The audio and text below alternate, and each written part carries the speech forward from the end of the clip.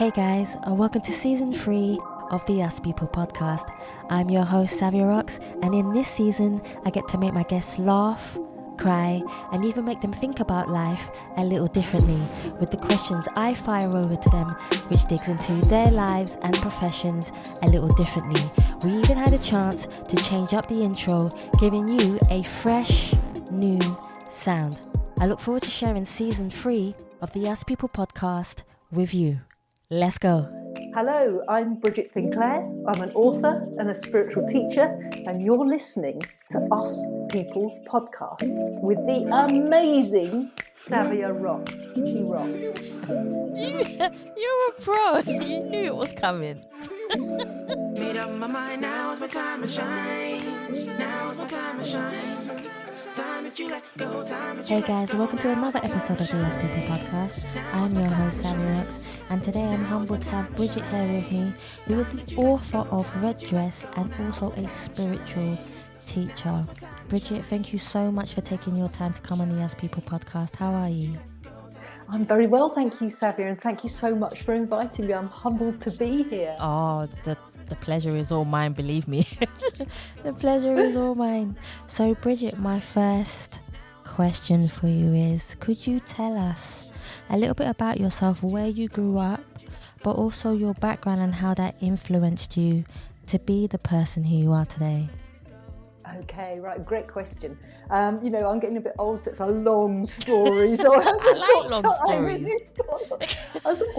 I was actually born in Hampshire, in England, and lived there till I was about 8. And I grew up in quite a challenging family. I mean, it was a big family. I was the only girl. I had 3 older brothers and a younger brother. There was no kind of like abuse or anything like that, but it was quite emotionally abusive, so it was quite difficult, and I was teased to the point of quite humiliation, so it was quite challenging for me. But of course, when you're growing up as a kid, you just think this is what it is. And then at the age of 8, we moved away to the Midlands, and I was teased because I had a southern accent, and I didn't have the Midlands accent, so I was teased at school, and we went to a very small school, and that was quite challenging as well. Moved back to the Hampshire area, and then I left home at the age of 17 and went to live in London. And didn't go to university, dropped out, didn't know what I was doing and where I was going. And it's really because I think inside was that wounding and that damage that had come from that upbringing. But I wasn't really aware of that. I just thought I'd had no place in the world, really. I didn't think that I had anything in me to offer. I didn't think I was very clever and I could really achieve anything. And I think my mum kind of just expected me to kind of get married and have kids. And I kind of, somewhere in me, I knew that wasn't right for me. Yep. But I did do that. Well, I initially got married very young. It didn't work. We split up and I moved to London. And I was living just outside London. Then I moved right into London, and I wanted to be in the centre of it all. And I've always loved London since I was a kid. Yeah. My dad worked there, and my mum used to take me shopping into the West End and the big shops. And I always think it was the most exciting place in the world. And that when I was old enough, I'd go. So I ended up living in London, which I loved. And I did that whole thing about fake it till you make it. Mm-hmm. And this was in the 80s when, the world was a very different place. And that's what I did. And I actually worked in the film industry for a while, in public relations in the film industry. Went on to work in sort of public relations and marketing.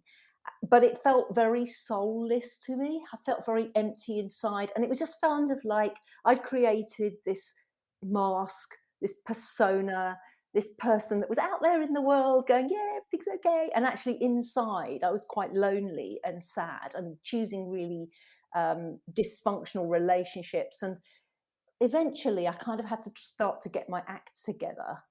And what really fused that journey, if you like, was when I met my now ex-husband when I was in my late 20s. And I kind of felt like I've got to be a grown-up. I've got to start fixing some of this stuff. There's something that's not quite right. And then I had my daughter. She's coming up for 30, and it was almost 30 years ago that I had her. So this is a long story. And that really precipitated a massive change in me because I wanted to be the best mum I could be to this beautiful little girl that had been born Oh, 4 weeks early in the middle of London at University College Hospital. And I just wanted to be a great mum. And I realized that my parents were not very good role models. And I realized that I wasn't the person I needed to be to really nurture this child. yeah. And that it kind of began this journey of self-awareness and discovery.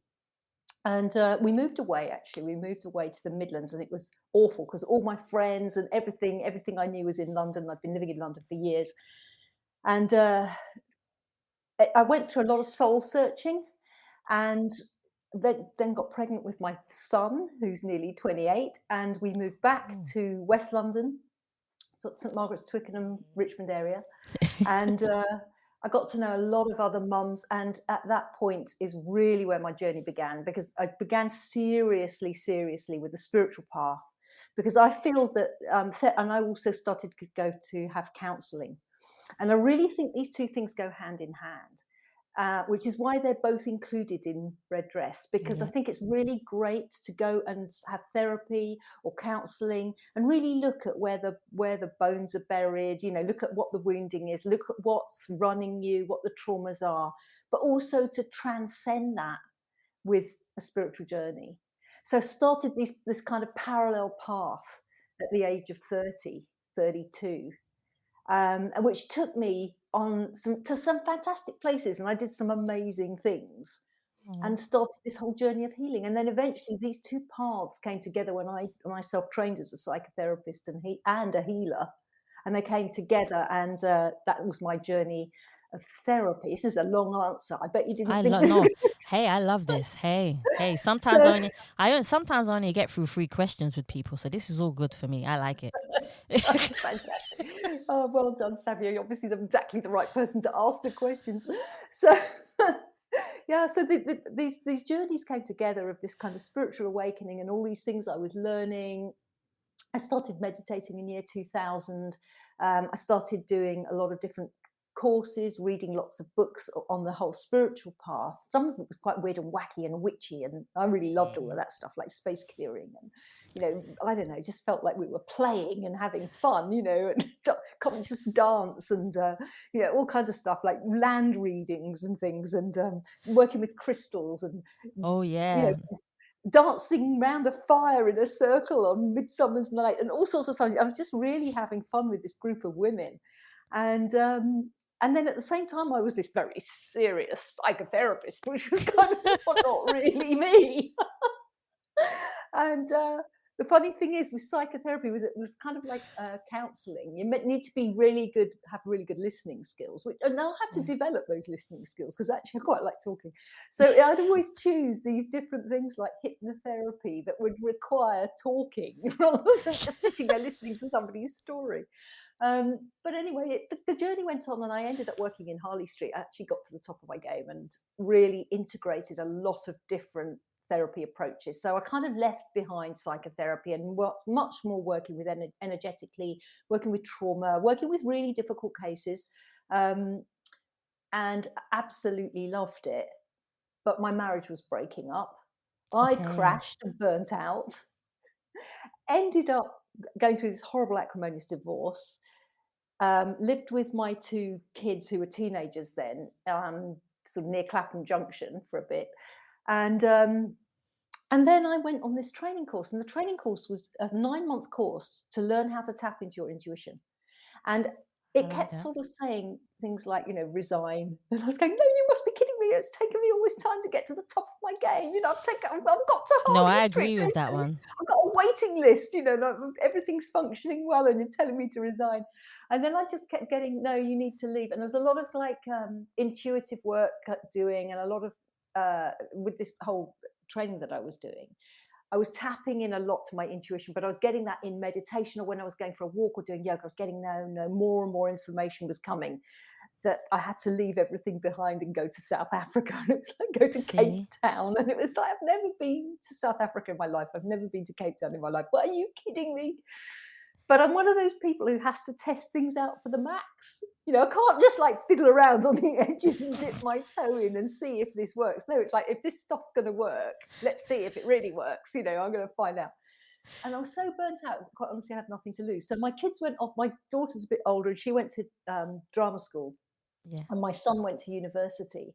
So I thought, hey, I'll rent out my flat and I'll go to Cape Town. And if I'll just go for 2 months. And if I hate it, I'll just travel around a bit, or I'll rent a smaller flat and go back to work or whatever. You know, really haven't got much to lose. So you can imagine the panic setting in, because I thought it was committing suicide basically. I'm giving up my job, I'm giving up my flat, I'm dumping about 80% of what I own, renting the rest of it out, and putting a few things in storage. And off I went with a suitcase to Cape Town, and I'd never stepped onto South African soil until I got off that plane. And I had 3 people that I'd met fairly recently that I knew.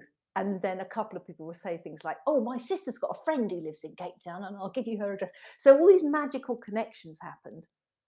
Of course, I was here, ended up living in a place right on the beach, and kind of meditated, walked on the beach, slept, got over my burnout, and decided I love it here. You know, and I came in October 2012, and it was a really beautiful summer. Whoa. So I was walking on the beach, and it was like this time of year, and it was really hot and sunny. And I thought, I think I'm going to stay. So I went back to England for Christmas to see my family, and came back in the January, and haven't looked back since. And since then, there's been a whole other journey over the last 9 years. And that's been about sort of getting my South African permanent residence, which has taken me about 9 years to get. I've met a beautiful man that I ended up marrying. So Hey. and he's beautiful, and so I'm really happy and I absolutely love him to bits. And we met about 8 years ago. Then I built a house. I didn't build it personally. I got an architect and a builder to do it, but that was an amazing project. And through all of this, I began weaving together all of this wisdom that I'd accumulated over the years as a therapist, as a healer, on a spiritual journey with all my intuitive work, and it's carried on working with that to understand it. And from there, again, 2 paths, always 2 paths. My name is Bridget, and I always feel like I'm bridging 2 paths. I'm the bridge. And so there I am, kind of bridging this kind of life as a writer, because I'm getting intuitively, you're going to write a novel. And there's me going, what? You're kidding me. No, you're going to write a novel. So there was the writing of Red Dress, and simultaneously the teaching, or the coming together to coach first and then teach this transformative thing called the Bone Circle. So these are the 2 things that I now do. So there you go. I think that's one of the best. That's one of the best answers I've actually had. Oh, bless you. Thank you. No, it is. The story alone is it's like transformation. So you haven't come back to London. You don't need to. It's raining over here today, by the way. I would much rather be where you are, to be honest with you. Sometimes I miss London because I lived there for so long and there's such a vibe. But of course, because of the lockdown and all the rest of it, I haven't been back. Because I used to go back at least once a year and go and see my dad and my brothers and my friends in London, and go and buy things that you can't buy here, you know, in London. And I haven't been for 2 years, well, 2.5 years now. And it's actually been really interesting, because it feels like there's another, you know, moving away and leaving that past behind. I still love visiting, because of, you know, it's just a vibe there. London is nice, but at the moment it's still very quiet. Now, you notice what stillness is. You never noticed it before, especially if you're in like the middle, central London. There's a stillness in central London that you could never even imagine was even possible, to be in that stillness. Amazing. Yeah. And I work in central London. I work slap bang in the middle of central London, and near Westminster and Bank, and so I get to see all the huffle and kerfuffle, especially in the corporate world. And it's amazing the peace that I felt and the spiritual energy I felt in an area that is always busy. So it was a transformation even for me to understand it and see it. So I do understand why you love London, but I also understand the peace of how it is now to be in central London because of the pandemic. So there's a good and a bad in everything. And I know, but where you are must be beautiful, you know? Yeah, it is absolutely stunning. I really, really love it here. And there's something about the South African land and landscape that I just love. It really resonates with my soul. See, there you And I go. just feel like it lifts me. And I know I've had past lives here before, I was but I just just going to love the say that. people. Yeah, I love the people and the culture and the music and it's very colourful. Um, Yeah. but the place is just naturally beautiful as well. I mean, I'm in a place called Hout Bay, which is just Yeah. 20 minutes drive from Cape Town, and we're just surrounded by mountains and beautiful blue, clear ocean, See. and birds in the garden, and we can hear the waves, and it's just stunning. But I equally love driving out a bit into the desert. I love that as well. We went up to Namibia last year, earlier in the year, and just stunning desert and dunes and things. It's such a big open sky, and it makes you feel very expansive. Exactly. Yeah. Exactly. I really like that. My next one for you, Bridget, is when you look in the mirror, can you tell me how you define yourself as a person, but also what does your reflection say back to you? And has there ever been a moment in time when you have looked in the mirror and not recognized who you are as a person? How did you manage to change that to be who you are today? Oh my goodness, that's a $1 billion question, Savia. That's Hey. just such an interesting question. I think that it's probably only recently that I've been able to truly, truly look in the mirror and go, see myself and accept totally who I am. And it was when I first moved to Cape Town, and I was living in a backpackers lodge for a week, and then I went to live in this little house on the beach. And I was on my own, and I got into bed that night. It was a great big double bed. It was huge, and I'm quite small. I got in this big double bed. I was on my own, completely on my own, and I got into this bed, and I just smiled because it's such an amazing place. And I just kind of hugged myself, and I went, "You're amazing." And I think it's See? probably the first time in my life I'd ever told myself that. And I think there's such a cult of youth, and when you're younger you're always comparing yourself to other Yeah. people, and somehow you're not good enough, you're not pretty enough, your nose is too big, or whatever it is, something's wrong. And when you look back at those photographs now, you go, what was I talking about? I was beautiful, but you don't appreciate it at the time. Yeah, that's So I true. think it's taken me so long. Many times I've looked in the mirror and just been critical, and I think a lot of women do that. They're just critical. They look at all of the negative things and they compare themselves, and it steals their joy. It steals their joy. I'm glad And you it said that. takes a long time to be able to really, truly look in the mirror and look back at yourself and go, yes, I'm authentic. That's the authentic me. This is the real me. And I'm beautiful on all levels, and I accept who I am, warts and all, whoever you are. That's true. And it's a real journey. I think it's the kind of probably one of the most important journeys we can all make in our lifetime. See? I like that answer. Definitely resonated with me because I'm most probably one of those people. Definitely, most definitely. What inspired you to become a writer? Because I say this to every single author I speak to. Being a writer is not easy. Having that patience to be able to sit down and graft your book, pull it together, have your ideas, write from your heart, write from your soul, give the book the energy that you desire to go out into the world. All these things take patience. Bridget, what was it for you that decided, I'm going to write a book? Because I remember previously in our first question, you mentioned a little bit about it. But what made you really have this desire in your heart to say, I'm going to write a book? Wow. Okay. Awesome question. So I'll sort of start a little bit with what it's not and then go Yeah. into what it is. Yeah. Because I think a lot of authors have always wanted to write a book. They'll say, oh, I loved books when I was a kid. I always wanted to write a book. That wasn't me. I wasn't that author. I never, when I was a kid, thought I was going to write a book or even wanted to write a book. I mean, I wanted to do something much more flamboyant. I wasn't even sure what. I wanted to go be a ballet dancer or something, or dancer. I wanted to do contemporary dance, I like it.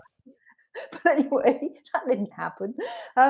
So I didn't really have that yearning to be a writer. However, when I look back at my career, I've always written things. So, for example, when I worked in public relations for a long time, and I used to write articles and press releases and things like that. Then, when I was a therapist, this is way back when websites first came in, and to have a website was really unusual. And I wrote my entire copy for the website, and then I would write these pieces for my clients, so that they'd understand things. So I've always been there writing, but not fiction. And then what happened is, as I said, it was all this intuitive guidance. And in fact, before there's just a little step that I'll add in. That I used to have a friend in London, still know her now.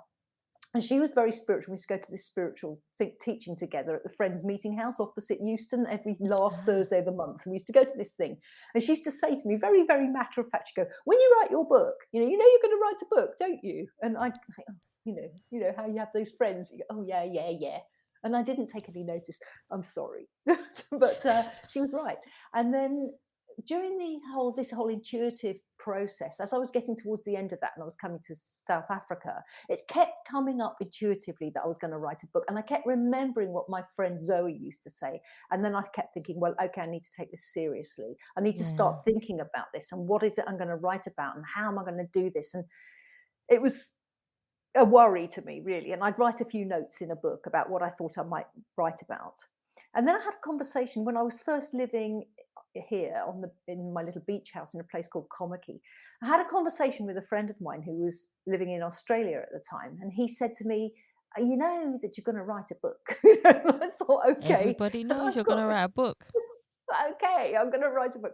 So finished that call with him. Now, bear in mind, I'd lived here for 2 weeks. I didn't know anybody really. And somebody rings on my doorbell. I think, who the heck's this? So I have a, peek, make sure it's not some crazy man. And it's the guy from across the road. And he comes along and he says, would you like to come this evening to a party? They call it a braai, actually. It's like a barbecue. Would you like to come to a braai? We're having a party this evening at 7 o'clock or whatever it was. And I went, oh, I'd love to. Thank you very much. So I rock up with my bottle of wine at 7 o'clock. There's this place over the road. And there's all these people in the garden, and there's music, and they're, and I go in and I don't know anybody. And it turns out that his wife was a author, was just about to publish her, I don't know how manyth book. And most people there were either authors or they were taught creative writing, or they were publishers. And it was like, okay, the universe is really trying to tell me something here. I can't ignore it any longer. I then procrastinated for about another 6 months, and I couldn't put it off anymore because it's like, if you want to make God laugh, tell him your plans. And it was sort of like, no, you're going to write this book. So eventually it was winter here by then. So that's how I know it was about 6 months. It was winter, and I'd moved house to this other place. And I was living in this it's a beautiful house. It was like a hobbit house in the mountain. And it was pouring, it was raining, it was freezing cold. They got no heating. And I was sitting there thinking, I'm going to have to write this book. And all I did was I went into a meditative state. I tapped into my guidance and my intuition. I literally meditated, tapped into that guidance, and I got really still and centered and fully present. And then I just heard this kind of voice in my head that just went, open your eyes and start typing. And that's how I started. And I'd just been chatting to a friend of mine in England called Kirsty. So I didn't know what to call the character, so I just called her Kirsty. And it was set in London, and and it was, and she was a therapist. And I'm thinking, oh, I don't want it to be an autobiography. It's got to be actually fiction. So I went for a walk. The rain stopped, and I put all my winter clothes on, and I went for a walk on the beach. And while I was walking, I thought, well, I can't call her Kirsty. I need to change the name, and I need to make sure that this is fiction. It's not just completely autobiographical. Though it's semi-autobiographical. So I got back and I changed it to Katie from Kirsty, and then kind of just kept, and I just kept, this voice just kept going, keep writing, keep writing. And it was hard because you're pulling something out of something inside of you. So you Yes. have to be raw and vulnerable. And all the time, you're swinging on this pendulum between thinking, oh, that bit was quite good, to, oh, this is rubbish, nobody's ever going to read this. So and you have to just learn to let go of that and flow with it. Yeah. So that took about 2 years, and then that manuscript ended up going to a publisher. And John Hunt Publishing, who are my publisher, said, look, we love your writing style and we love the idea, but it's not really structured as a novel. So I had to go off for a year and learn how to write a novel, because I was okay at writing press releases and articles and small things and stuff like that, but not a novel. So I had to go off and learn how to do that. And then I got deeply into working with characterization and understanding the characters inside out. So there's things about some of those characters that don't actually get to be in the novel, but I just know them. Yeah. So then when I write them, I know their voice and I know what they're going to think and I know what they're like, and I can speak in their language, so to speak. So then it took me and in between all of this, by the way, we'd moved house and I built this house, and then I burnt out again, and then I went through menopause, and then I had my health challenges because I had heavy metal Aw. poisoning and I wasn't very What? well, and I kind of go, oh, like, but through all of this, I just kept writing, and eventually the book was finished. It's actually the first in a trilogy, so there is a sequel that I'm about a third of the way through. But yeah, that's another long. I'm sorry. Shorter answers, please, Bridget. Oh, Hey, dear. like I said, it's totally fine. I told you we'll only get to question 3. Look.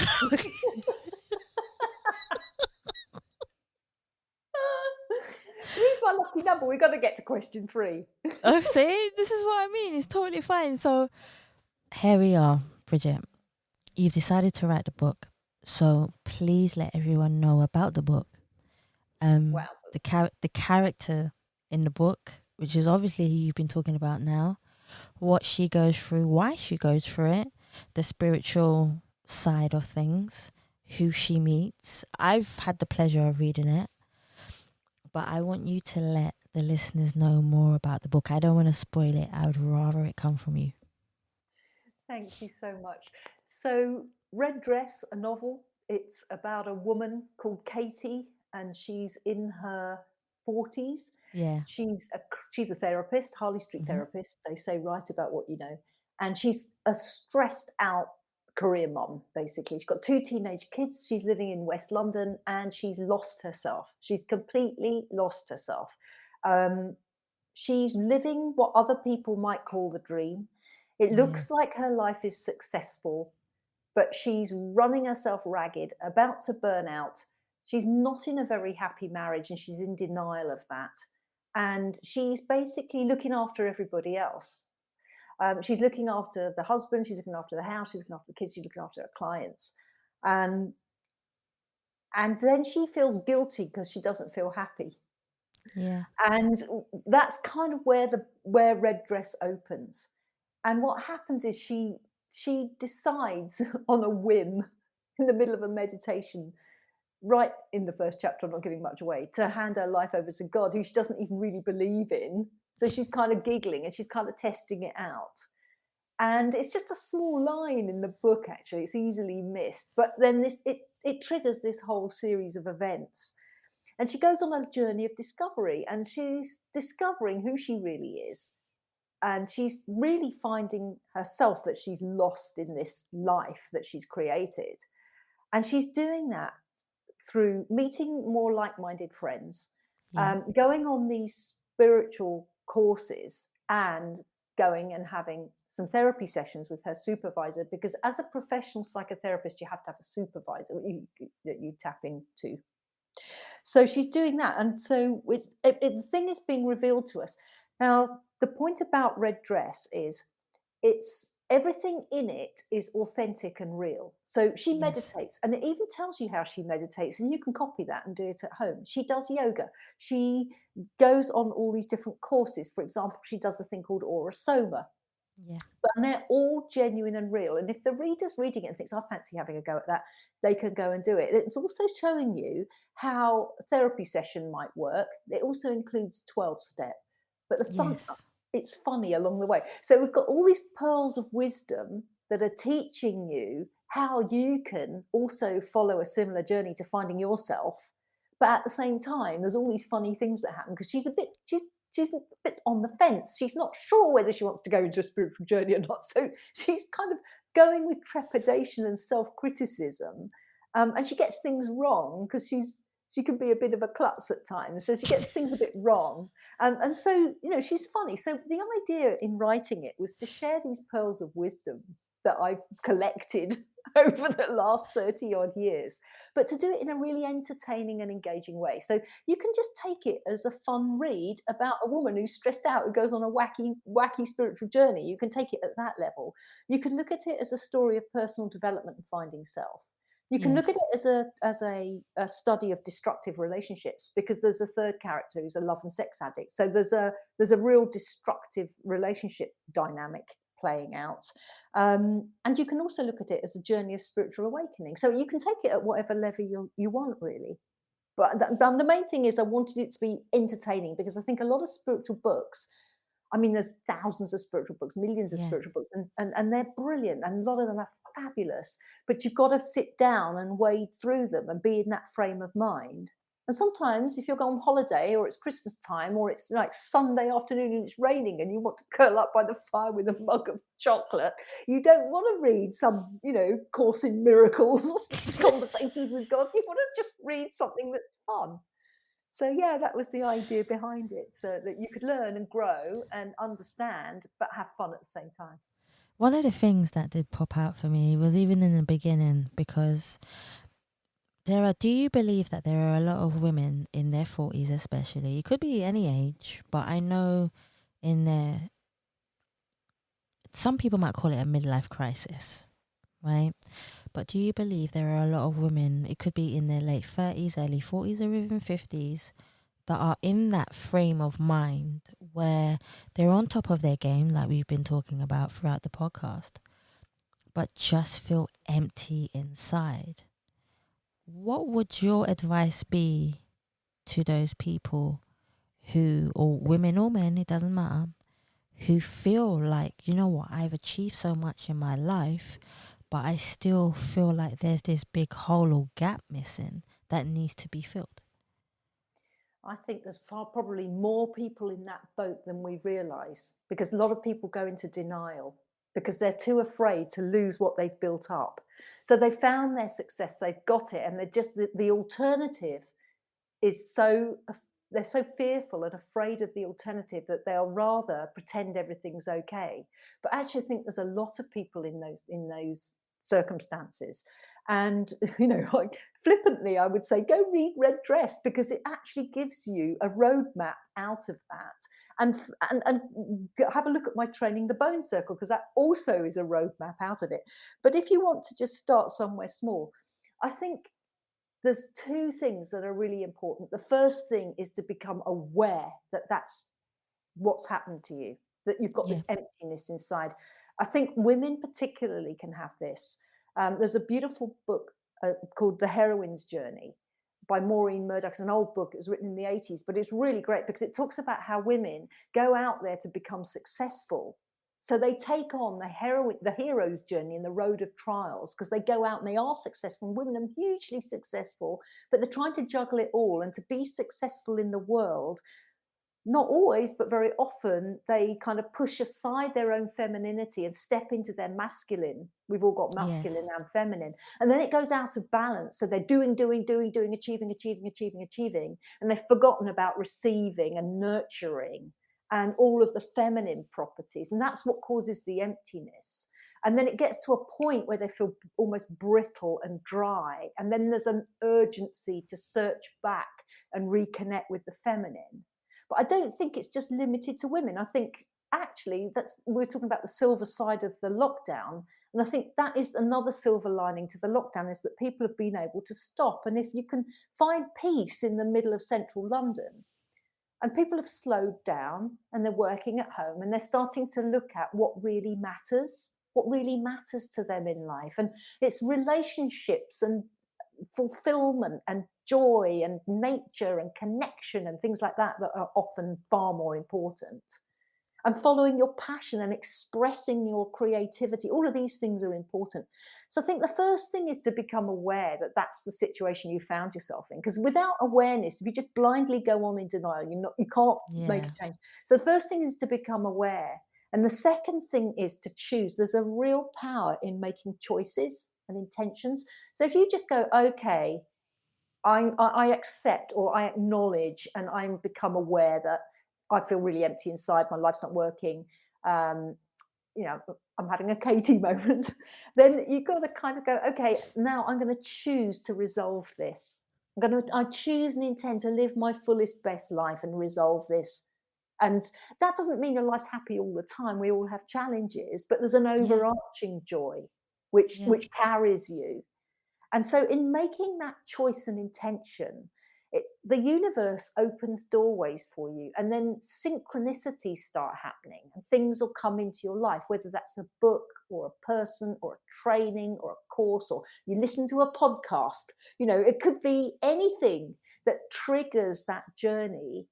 And then it's just a matter of the journey of 1,000 miles begins with the first step, because once you've taken the Exactly. first step, the next step is revealed. It's like a sat nav. It doesn't give you all the directions in one go because you just get really confused. So it just goes, keep going, take the third exit off the roundabout. And then when you've taken the third exit off the roundabout, it says turn left in 300 meters or whatever. So That's true. that's how life can be as well. Once you've become aware and then chosen and you know where you're heading, the map opens up so serendipitously. And that can be exciting because now you're on a journey. I like that. I definitely like that. Another thing that plays into that, which is actually my next question, is I want to talk a bit about forgiveness. Forgiveness plays a huge role in all of our lives, depending on how we put forgiveness into play. Okay, so a lot of people forgive but don't forget. A lot of people forgive and forget. There are a few actually that forgive and forget because it's a very, very hard thing to do in our lives. How do you believe that forgiveness has helped you within your life to become a better person, but also forgive yourself for what's happened in your life, because that's one of the biggest and hardest things to do for us as humans, spiritually and mentally. But also, how has it helped you and you towards other people? I think forgiveness is such a massively important subject, and it's huge because that's what releases us and liberates us in many ways. Because what keeps us tied to the past and keeps us in suffering in many ways is that something's happened and you can't let go of it. And so the key to letting go of it is forgiveness, and it depends on who and what you're forgiving as to how difficult it is. But Yeah. I used to work a lot with this in therapy because it's the crux of therapy, really, particularly if I used to work a lot with people who'd had experienced sexual abuse and abusive relationships and abusive childhoods. And you have to be able to forgive. And I started off by saying that I had a challenging childhood, and I Yeah. had to be able to forgive my parents. But I decided to go one step further, and I decided to love them unconditionally anyway. Not just forgive and forget, but forgive and still love. And that just took on me on that extra journey. And now it's got to the point where I'm eternally grateful to my parents for being who they are. I believe that as souls, we choose our own parents. So I know I Yes. chose them. I chose them. And also, I know I chose them for good purpose because what they taught, they shaped who I am today. And without that, I wouldn't be sitting here talking to you. So they True. gifted me life and they gifted me who I am, despite I their like that. foibles. And not only that, nobody's 100% bad, because my parents had challenging sides to their personality, but they also had really interesting sides. They were very unusual people, very charismatic, and they would travel and they'd have fabulous food, and we'd go to, like, when we were kids, we everybody else was just going on holiday to Devon or something, and we'd be going to France, with the caravan or something, and Hey. we'd be traveling and doing things. And so they opened our minds. And so there's lots of really good things about my parents. And it's very easy when you're not in forgiveness to only see the pain and the hurt. Yes. And one of the easiest ways, I think, to begin that journey of forgiveness is to realize, is to see that person as the child who was themselves maybe abused or was loveless, or who didn't have the opportunities, and to realize that we come in, I think, with karma and stuff from past life. We come in as whole formed personalities. I can know that my daughter and my son are very, very different personalities. They've got the same parents, the same upbringing, are very different. So we're coming with our own personality. And then things, whatever, whoever you are in life, even if you had a great childhood, things happen to people. It's That's part of true. life. And so it's understanding that that person didn't set out purposely to be really horrible and wound you Yeah. in some way. They were doing the best they could with what they had, with their journey. And so when you've got to work, it's a process. Forgiveness is a process, and it's a process of awareness and understanding. And then I think you're quite right, Savia, that the most difficult one is actually forgiving yourself, and particularly for therapists and Yeah. people who love people and people who love helping people and who want to make the world a better place and want to share and all of that sort of thing. They want to give. And they quickly, want to forgive and go through that process of forgiving others, but they don't always forgive themselves. And I think that's something that comes later. And I think it's the same for love. A lot of those same people have a Yes. lot of love for the world, for people, for animals, nature, all sorts of things. They have an enormous amount of love to give, except to themselves. And that's the last bit of the jigsaw, really, when you've forgiven and everybody else and you've loved everybody else, is then See, to turn to yourself and finally realize it's not selfish to love yourself. It's required, really. you have to. Otherwise, you'll be giving out all your energy to everybody else and you'll be left drained. And Totally. that's not what you need. That's not what you need for yourself. No, because then you can't shine your light, can you? Exactly. See, you're on my level. See, Bridget, you're on my level. I knew. Sorry, I knew somehow we'd have this connection because I'd looked at your website and your blog and I listened to one of your podcasts. I thought, Oh man, even the time's gone fast because I've been like, yeah, we've just been chatting away and it's been really nice. I only have 2 more for you, Bridget. we got past 3 questions. That's awesome. We got part. I knew he was gonna say that. Oh, Oh man, I knew he was gonna say that. What would you like your legacy to be in this world, in your form as you are now, when you feel, and only when you feel, that you have done enough in the world? How would you like people to remember you? I'd like to be able to fulfill my purpose and mission and to really be a light in the world. And my whole thing is about transformation. Whether that's about transforming a house into a home or transforming some food into a meal or transforming, an old piece of junk into something lovely, or whether it's transforming people in therapy or transforming people through them reading the book. So I'm all about transformation. And I think I would love the legacy. I love teaching. It's one of my absolute passions. So what I would love to leave the world is these higher teachings, for people to be able to have the tools to transform, to live their passion, to live their soul purpose, to live the life they would love, the thing that brings them alive. Because if everybody does that, imagine what the world would be like if we were Yeah. all doing what we love, and we were all aware, becoming more self-aware. We could do away with war and greed and poverty and all of these things that kind of drag the world down. So if I would love, if I'm really honest, at this point in my life where most people are shuffling off and thinking about retiring, I would actually love to get my books out there to the world, to get my teaching out there to the world, to really see people shift and change and have joyous, joyous lives. That's what I'd love. See, and that's gonna happen. Well, that's not. No, that is happening. It's not that it's gonna happen. It is happening because you're in your sat nav in your car.